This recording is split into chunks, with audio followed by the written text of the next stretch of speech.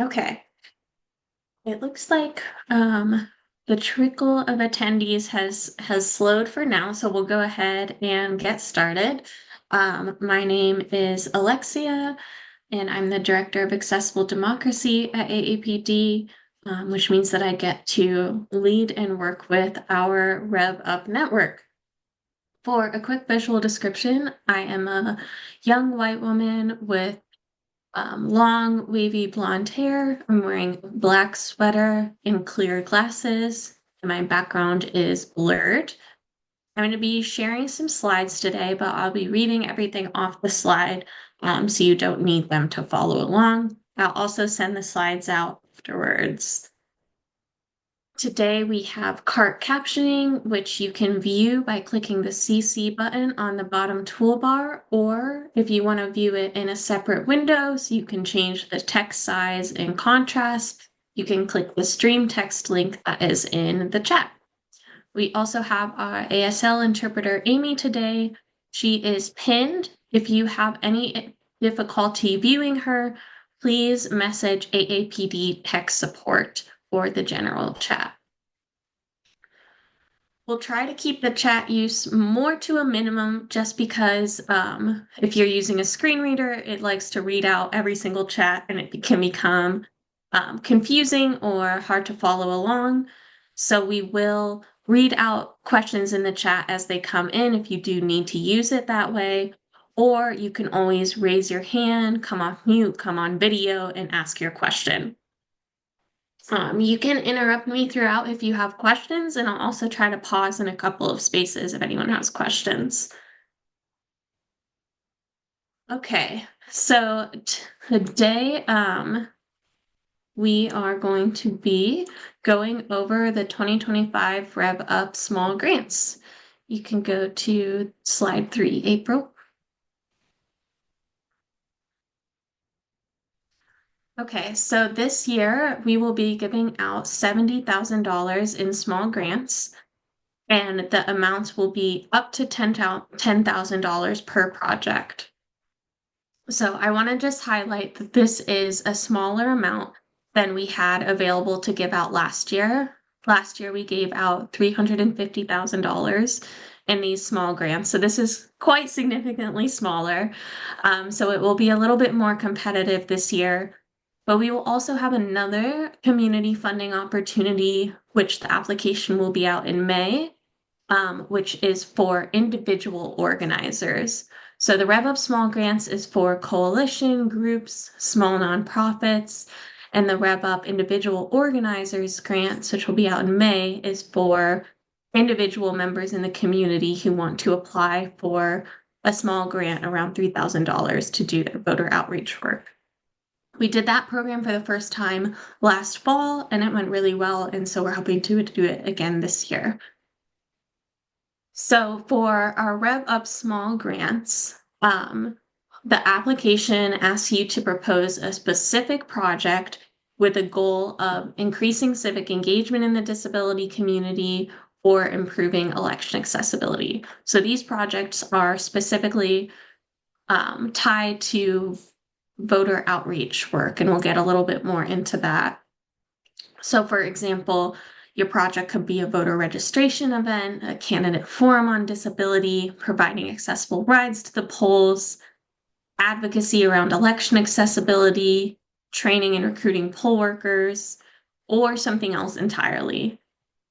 The main requirement here is that all grant activities have to be nonpartisan. That means that they can't support one candidate or one political party.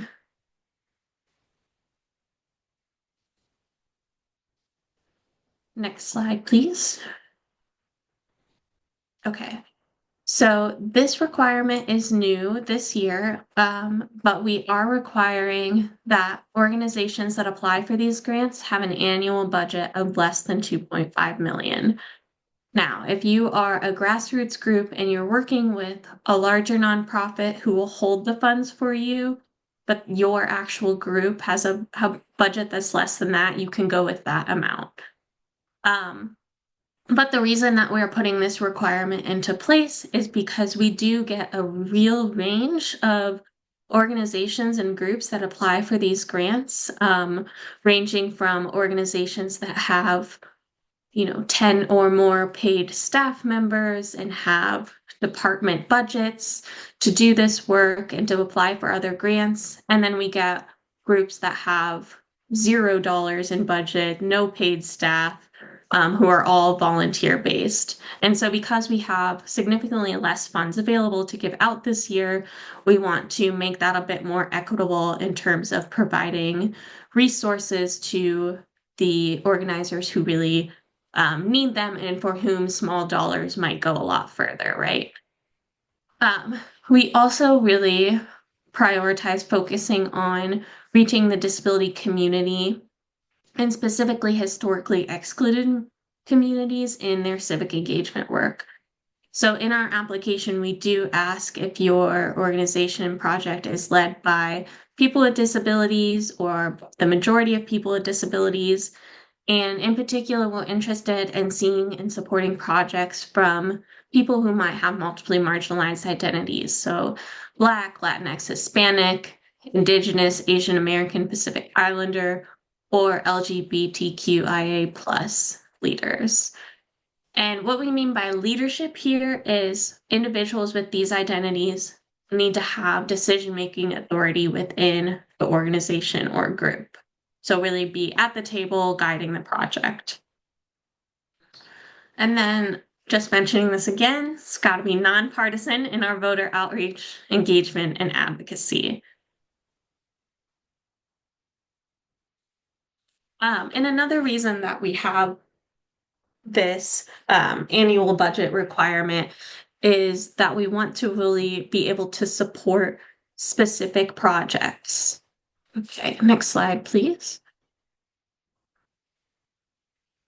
So just to give you an idea of the area that we're looking for projects within, I want to share REV UP's 5 focus areas. So number 1 is conducting voter outreach. That can be everything from registering voters, helping voters get prepared for an election, helping them get to the polling place, whatever it may be. There's lots of different activities that can fit in that. The second is increasing election accessibility. In order for the power of the disability vote to really grow, our elections need to be more inclusive, right? They need to work for everyone.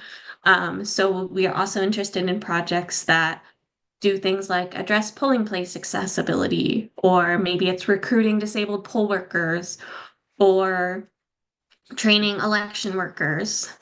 Or advocating on bills that are in your state house that either make elections more accessible or, fighting bills that might make voting more difficult. And I want to name too that there is a way to do that kind of legislative advocacy in a way that is still nonpartisan, right? You can educate on the issues and share about the impact without telling someone what to do one way or the other. And these bills are often usually bipartisan or come from different parties, so they don't necessarily reflect one party or the other. I've seen all kinds of good and bad voting bills from all ends of the political spectrum. Our third issue area is fighting voter suppression. So I just talked a little bit about that, but there are other ways that you could apply this as well.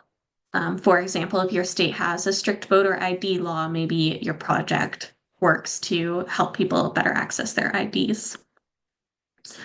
The fourth area is building civic engagement.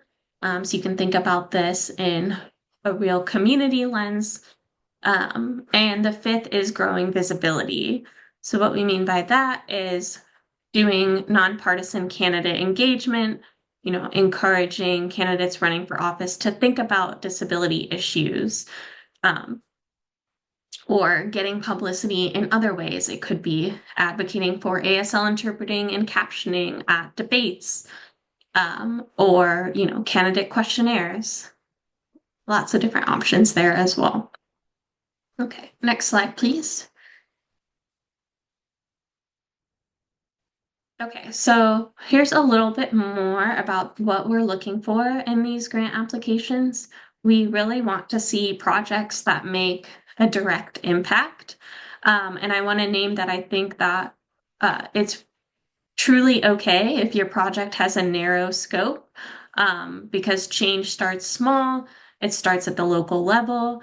And if you can engage directly with 15 people and there are really meaningful connections, that's going to have a ripple effect just as much as if you're trying to reach 500 people, right? So we're looking for meaningful connections and strong impacts here. We also really want to see projects that are by and for people with disabilities. REV UP is a movement that was founded by disabled grassroots advocates, and so we want these grants to continue to support and build that type of work. We love to see creative ideas, ideas that try something new.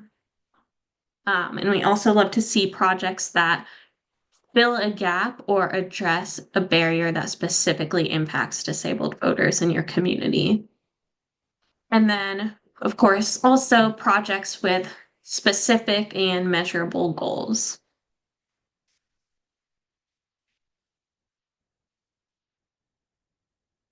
Okay. Next slide, please. All right. So now I'm going to just go through the different sections of the application, but I will pause here to see if there are any initial questions before we start going through the application.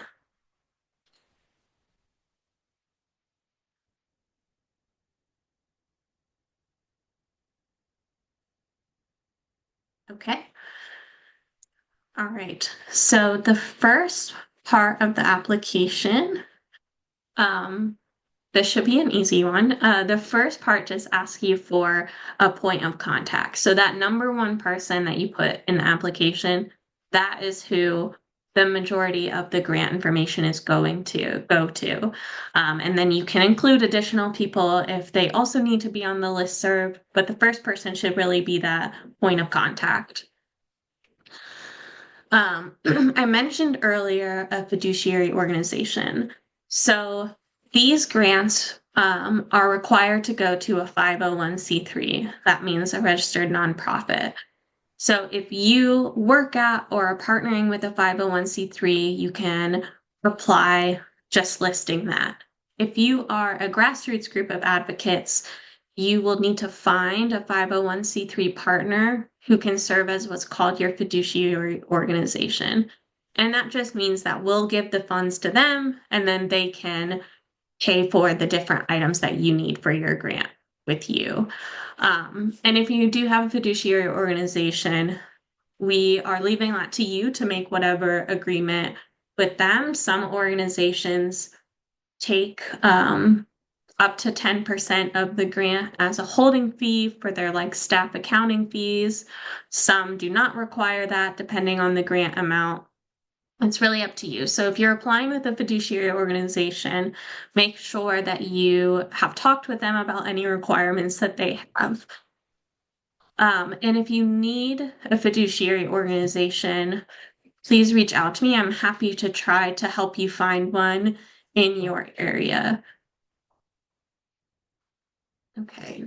And then, like I mentioned earlier, we then will ask a couple of questions about your organization.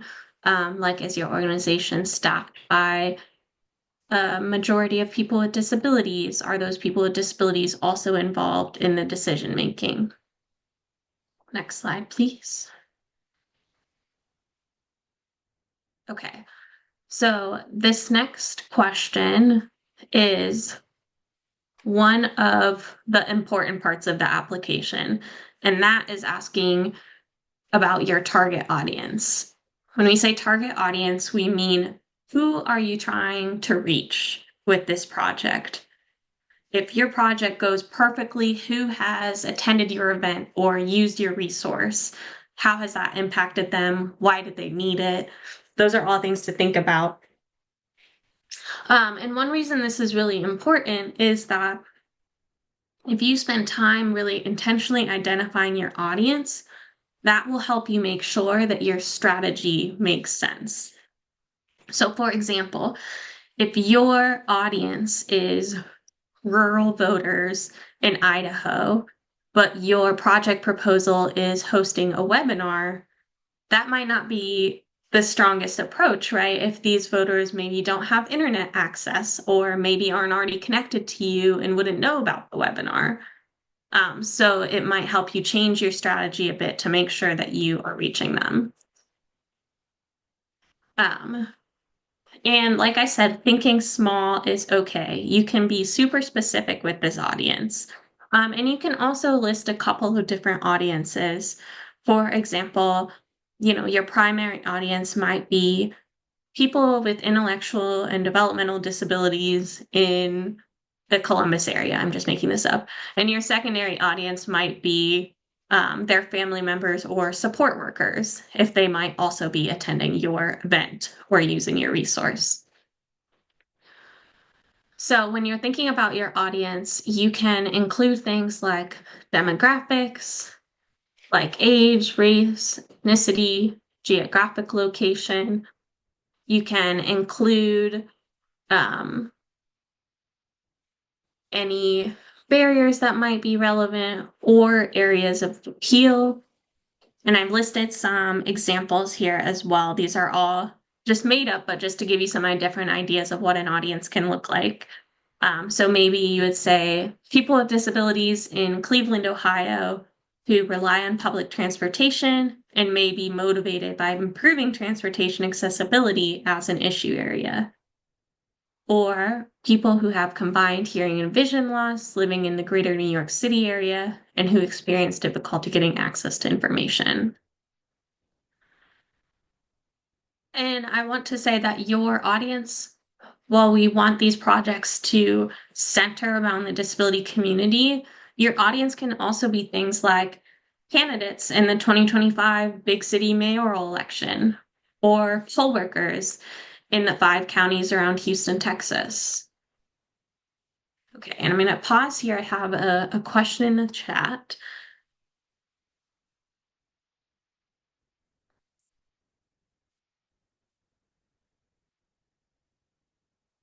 Okay, I want to pause. Charles, did you have a question that you wanted to ask?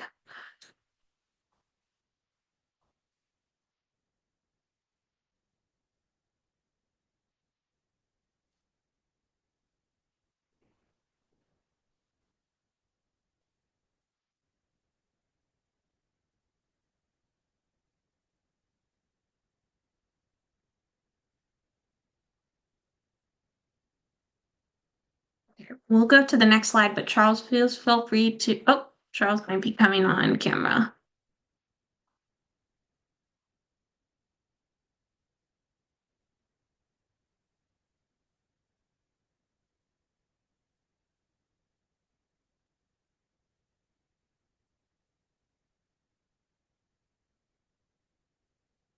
Okay. Oh, now I can see you. Hello.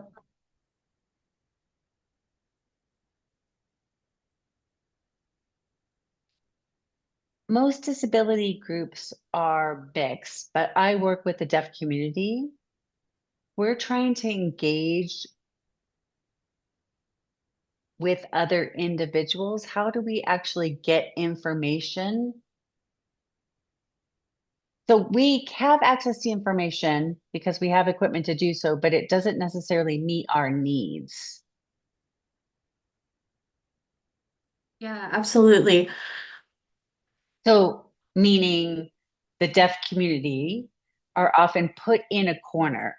So we want to be involved in the processes, but we are definitely marginalized.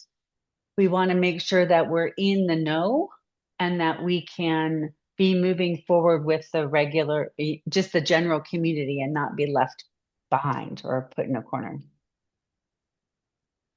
Yeah, definitely. So, um, a couple things here, and you can let me know if I'm on the right track to addressing your question. But your target audience can definitely be disability specific, like if you are trying to specifically reach the deaf community, that can be your focus area, or if there's specific ways that you're trying to bridge that communication gap. Like I'm not sure where you're located, but if you are, yeah, Yes, I want to bridge the gap yeah, because what I notice is that even when the bridge is trying to be made, it often fails. And even if there seems to be some motivation to get us in the know, it doesn't hold. I just want to be respected as a group so that we're part of the conversation and that our platform is part of the discussion. yeah, absolutely. So I could see, if you're planning it might make sense like for these small grants to think about it in terms of a specific issue area or a specific campaign. Like maybe you are providing accessible communication around the upcoming like local election, going through the ballot measures with folks, going through the issue areas, providing interpreters for candidate meetings. Like,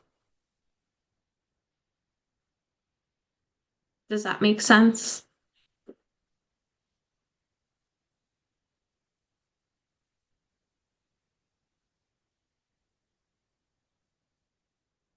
okay, great. Awesome. Yeah, I think you're definitely on the right track, though. I appreciate you sharing that.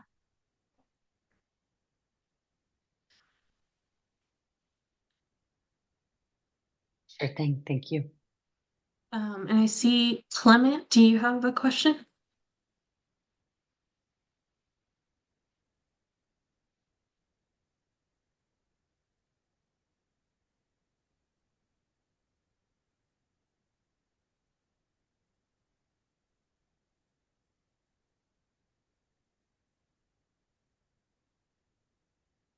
Okay, we're going to keep moving, and we can always come back. Okay, next slide, please. Okay, and then just a reminder to keep in mind those 5 focus areas when you're thinking about your audience. Trying to think how your project fits into conducting voter outreach or improving election accessibility, fighting voter suppression, building civic engagement, or growing visibility. Okay, next slide. So the main portion of What the was the last application, one? What was the last one, Alexia? I didn't finish growing interpreting that yet. visibility. Thank you. Mhm. And so the main portion of the application is it asks you to put your project into a SMARTY goal. So you have probably heard this framework at some point in your work or organizing, but sometimes people define the letters as different ways. So for the purposes of this application, SMARTY is an acronym that stands for specific, measurable, ambitious, realistic, time bound, inclusive, and equitable. So the application will ask a question for each one of those letters. So it helps you put it all together. You don't have to try to capture it all into one super long sentence or paragraph. It will ask you each of those different letters, how your project fits into that. So I learn best by examples, and so I made up 2 Smarty Goal examples for this application that I'll go through with you that will hopefully help spark some ideas or answer questions. Next slide, please. Friendly reminder, these examples are made up. So if I made up a county name wrong, don't come for me. Okay, next slide, please. Okay, so for example 1, This says our project will seek to register 50 voters with disabilities living in congregate settings throughout Illinois by the November 5th municipal election. In order to further support those voters in accessing their ballot, we will send reminder postcards and email facility staff close to the election. So a couple of things I want to highlight here is you can see this tells you what date you're working towards, November 5th, what election you're working towards. It also sets a goal for the number of voters that you hope to register, and it explains how you're going to reach that specific audience. For measurable, this explains how you're going to track your work. So it says we will track registered voters, the number of people we engage with, and the number of sites visited. We will follow up after the election to see how many voters participated. Ambitious. In 2024, we registered 25 voters living in congregate settings. This goal seeks to double that amount. Many traditional forms of outreach do not visit congregate settings, and people living in these settings experience additional barriers to accessing the ballot box. There are 8 state-operated developmental centers in Illinois, and we plan to visit at least 5. And then I'll pause here. I thought I saw a hand raised. Did you have a question? I didn't catch who it was. This is April. I believe it was Miss Marcellette who had her hand up.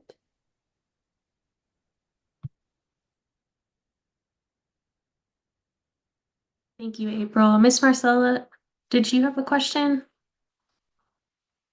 Thank you, Charles.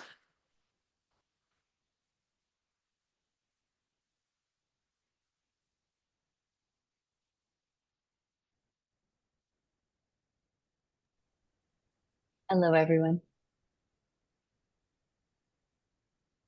Thank you so much for hosting this event. I'm more concerned about information not reaching deaf-blind individuals. Often deaf-blind individuals are overlooked. Information is not completely visible to them or not translated into Braille or however they access language, which could be protactile. So specifically targeted to deafblind individuals who want to learn about how to be civically engaged. So whenever there are announcements about when things are happening, typically there's not enough lead time to get interpreters or access for people who are deafblind so that they can be part of those activities. Yeah, thank you so much, Miss Marcellette. And I guess too, there is a cost involved and getting access services. There is a dearth of interpreters throughout the United States. So lead time is critical. And also those in the deafblind community are typically, just as was said by Charles, put in a corner. Unless someone from our community leads them to where they can have access or to where resources are available to them so that they can vote for better leadership throughout the United States. Miss Alexia, yeah, thank you so much, Miss Marcellette. That is um, a great point. I think you raised a couple of really strong things of what these grant funds could be used for. So these grant funds could be used to create Braille materials or pay for co-navigator or SSP costs to get individuals to an event, um, pay for those transportation costs. Yeah, I will share last year in the fall of 2024. That there's a definite must. We had a one of our micro grantees. So it was an individual who got a grant. This is the program I mentioned that will be available in the spring again. He was deafblind, and so with his grant funds, he went to, I believe, two community events and had CART and protactile interpreting, but he also made a bunch of large print and braille materials. Yeah. That's So that wonderful news. Thank you so much for sharing that. So I will let my community know. Yeah, I'll keep them posted as much as I can about what's available and how they might be able to participate. It seems like there's great discussion to be had. So thank you so much. awesome. Thank you so much, Ms. Marissa. I appreciate you raising that. I also see another question in the chat from Colleen. It says, does the civic engagement priority have to relate directly to voter engagement, or can it relate to our disability community, educating our local policymakers on barriers in the disability community related to independence, choice, and control over one's life decisions? Yes, so that is a great question, Colleen. And the answer is both, and I'll explain. So Rev Up is a program that is focused on voting and focused on democracy. However, we also know that voting just doesn't just end, being a voter doesn't end on election day, right? We have a responsibility to engage further with our election officials, hold them accountable, let them know what's important to us. So I think you can stretch the civic engagement piece to connect it to other policies, but you would need to have something still tied to voting related in there. So, if it's a project where you are educating policymakers about accessible transportation, and then you're also registering people to vote or helping them update their voter registration at the event, or you're helping connect the dots for them about what positions on the ballot might relate to this issue. For example, if you are electing city council members, what jurisdiction do they have over making decisions on accessible transportation? Does that answer your question, Colleen?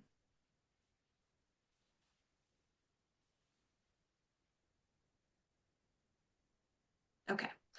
So we'll go to the second page of our imaginary first example.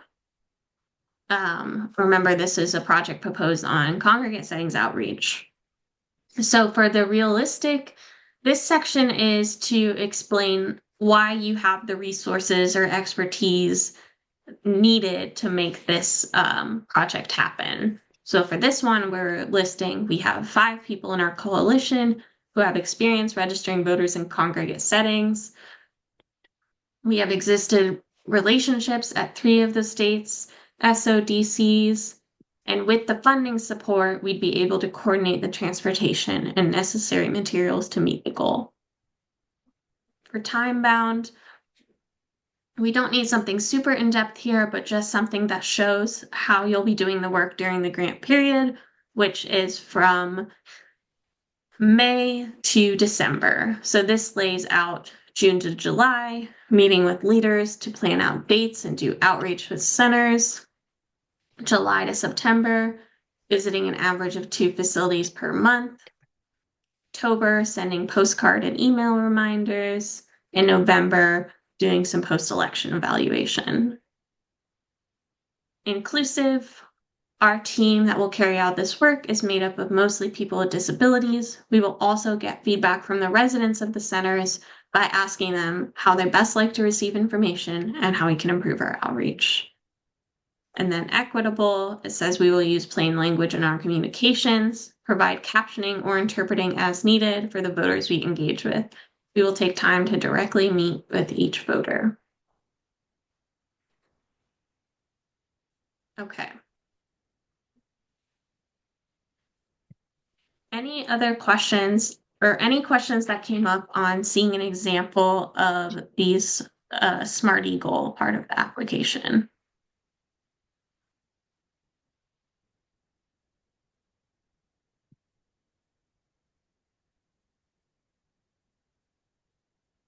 Okay, and then April, can we go ahead to slide 17?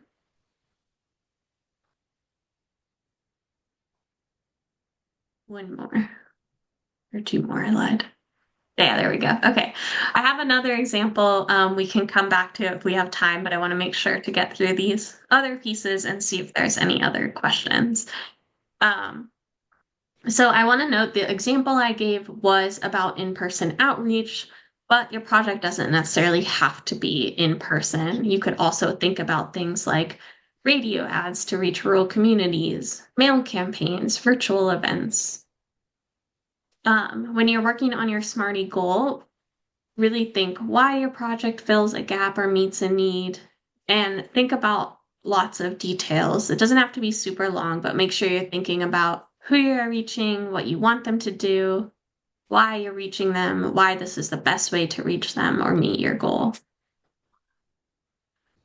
Next slide, please. Okay, so the final questions in the application ask about what challenges or barriers there might be to completing your project, asks about what grant amount you are applying for. We're giving out funds up to $10,000. And then it also asks you to describe how you will use the full amount of funding. So this could include things like paying for transportation, paying stipends for work completed by disabled organizers, paying for ASL interpreters or language translators, printed materials, event supplies. And then this also asks if you are awarded this grant, what additional support would you like to receive from AAPD? So these could be things like support promoting an event, training on a specific issue area, or just other ways that you think that our team could be helpful. Next slide, please. Yep, go ahead, Isabel. I see you have your hand up. Hi, yeah, thank you. I had a question about the payment portion of the grant. When we're listing what we're planning on using the grant for, does it all have to be like relevant materials for the actual event or project, or can any of the grant cover, for example, like staff in the coalition's time working on the project? Yeah, that's a great question, Isabel. You can definitely include staff time or paying for the time of organizers as part of the cost. Okay, thank you. Mhm. Any other questions on those pieces? Susan, did you have your hand up? Yeah, I think I didn't do the right emoji there, but uh, we've been we don't actually have a new project, but given we've been supporting in Massachusetts the Rev Up social media. We do a pretty extensive website, basically hitting every single focus area in one way or another almost every year. Working with we work with other partners who kind of drive the content that we're going to focus on. But, we host the website, we do all the email work, we do all that work, and it's never been funded.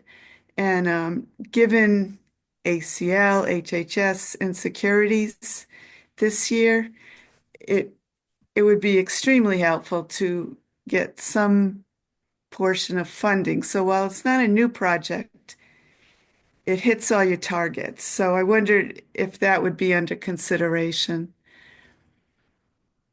Yeah, this is Alexia. Thank you for that question, Susan. Thank you. Yeah, I think you're definitely welcome to apply with existing work. I would also check with the Rev Up Massachusetts leads, as we do give operating stipends to the coalitions, which can be used for things that you described, like website upkeep, accessibility for meetings, social media work, that type of thing. So that those funds might also be available for you. Yeah, I think that they kind of are fully using their funds and that they have more dedicated staff and things like that. Um, but yeah, we definitely need to talk to them as well. But I just wanted to see if we would kind of fit into if we could frame it to, even though it's not new, it's new Yeah. new challenges. Thank you. Yeah, absolutely. Yeah, I think there are many projects people might apply for support in that are already ongoing, and that is totally okay. It's a great point. Thank you, Susan. Clement?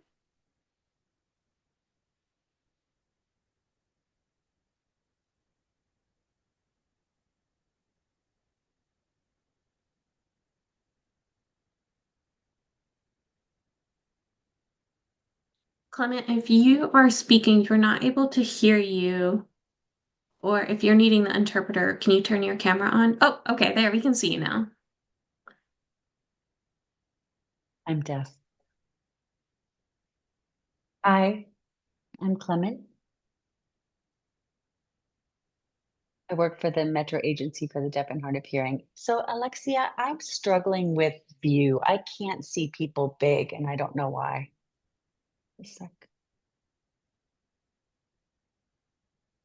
You're just small. I'm trying to make you big, and I'm trying to figure it out. Just like, April, can could you we help ask with that? people to turn off their cameras if they're not speaking? Is that possible? Hi, Clement. This is April. Since you're on desktop, if you Mhm. go to Yeah, the that's better. That's better. it works better. Okay. Yeah, if Okay. that ever Hi, happens. I'm Clement. This is me. It was me, April. Oh, So I work in New York City. And I'm involved with civic engagement. I was involved last year for the election. One biggest impact was the need for ASL interpreters. The Board of Election don't have screens for interpreters and also engaging nonprofits.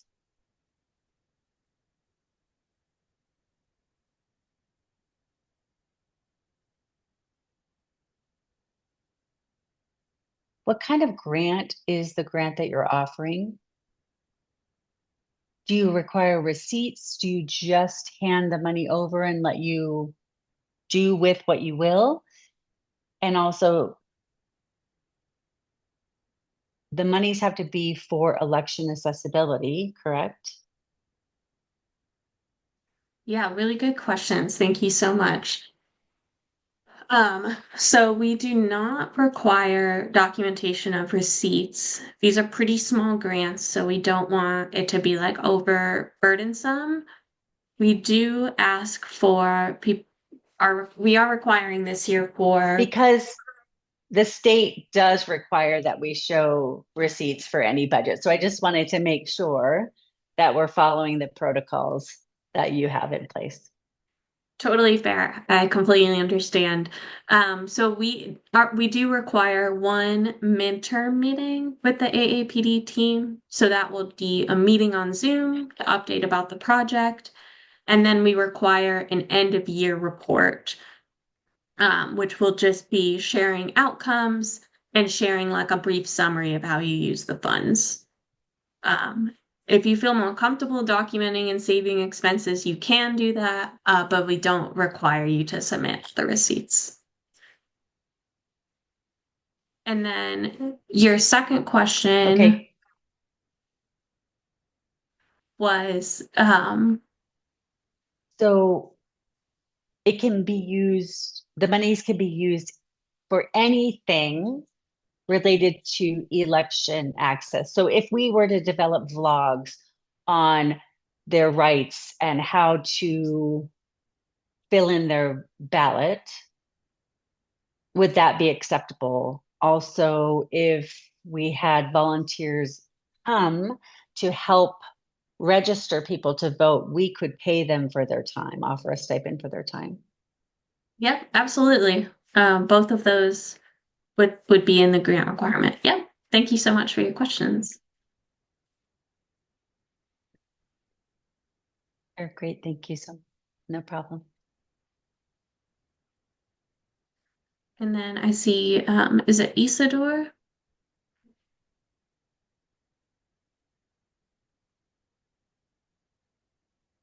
Hello. I'm also Deb. Can we stop sharing the screen, April? That might help. Just a visual background. I'm in a library and there's a bunch of bookshelves behind me. I'm wearing a gray sweatshirt. I have two questions. I'm assuming that this grant is limited to the United States. Do you have any geographical limits within the United States, or can the funds be used anywhere in the United States? Yes, the funds are limited to the United States, but can be used in any state, city, territory.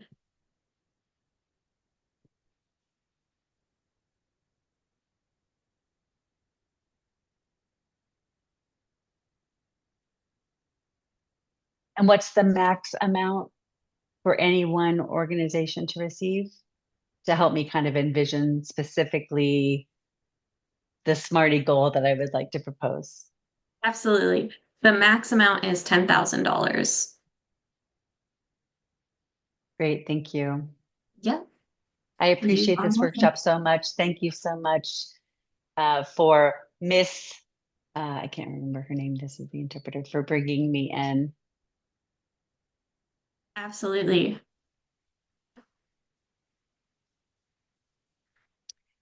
Miss Okay. Marcellette. All right. So for kind of my final notes here, I wanted to share a bit of information about the timeline. Okay, so the application closes on April 18th, and notifications on awards will be made the first week of May. If you receive a grant, we'll ask you to attend a kickoff meeting on May 13th. We'll ask you to attend one midterm check-in between July and August. And then by the end of December, we'll have you share photos and outcomes in a brief report.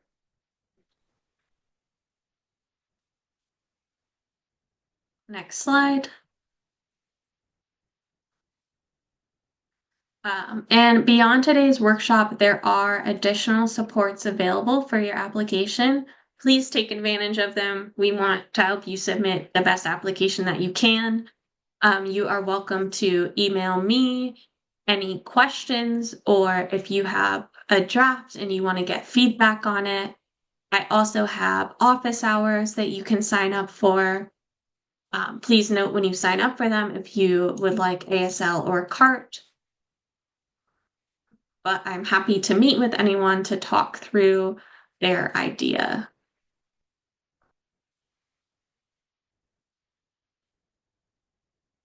All right. Next slide, please.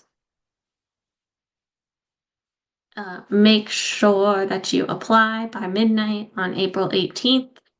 And thank you to our AAPD tech support for putting lots of helpful links in the chat for us all. Just a reminder that you can go to our Mobilize page to join upcoming national and state Rev Up calls. I believe our next Rev Up call is in May, but I don't have the date written down right in front of me. Okay. And I see one question as well from Tina. Hi, Alexia. Thank you. Can you hear me okay? Yep. Oh, I was just wondering, I know it said in the chat that you're going to be sending out this video along with maybe past events. I haven't seen anything of some recent Rev Up events, and I was just wondering if I wasn't looking in the right place for them. Yes, great question. We are a little behind uploading our YouTube videos. We take a little bit longer because April goes through and aligns the captions and ASL interpreters with the video, and edits any content in the video. So it takes a little bit longer. So when we have back-to-back calls, sometimes we get a little behind. But we should have them on our YouTube page this week. So thank you for your patience there. Thank you. Appreciate Mhm. you. Yeah. And April, if you have the YouTube channel, would you drop it in the chat?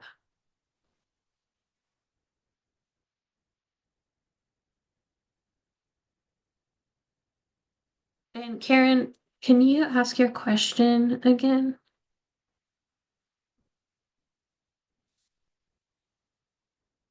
Is the form blocking you?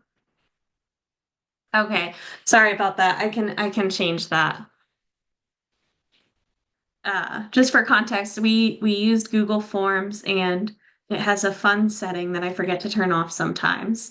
Um, it's just on because it helps collect the emails, but I will fix that, Karen. So just refresh it by the end of the day. It should be fixed. Okay, any other questions? Go ahead, Kathy. Yes. A white woman wearing a pinkish top with a blue background and short reddish brown hair due to a bottle. So my question is, I noticed there's people here from New York and I'm not familiar with them. And is there a way like you can link us all together so we can, collaborate on things and that? And also, um, I keep going back and forth in my mind whether we should get a grant. I mean, not for REV Up New York, we already have a grant, but for another group I belong to. But what if like we get the grant and we find out we're not getting the feedback that, people need this. And so then we don't use the money. What happens? We just send it back to you. Is that okay? And is is that a bad mark on us or something then? Because we didn't use the money. I mean, that's what I wonder about. I know that seems like a stupid question, but No, that is not a bad question at all, Kathy. So yeah, for your first question, everyone, Kathy is one of the leaders of Rev Up New York.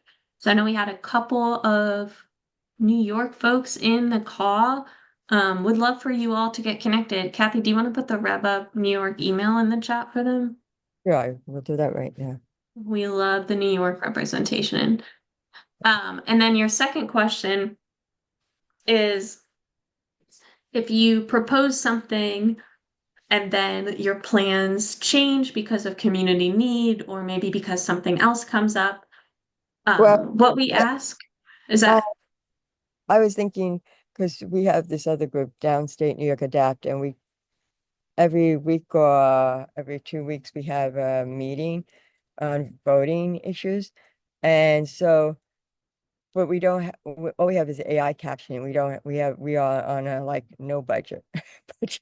We have like practically nothing in our money, but we do work under a independent living center.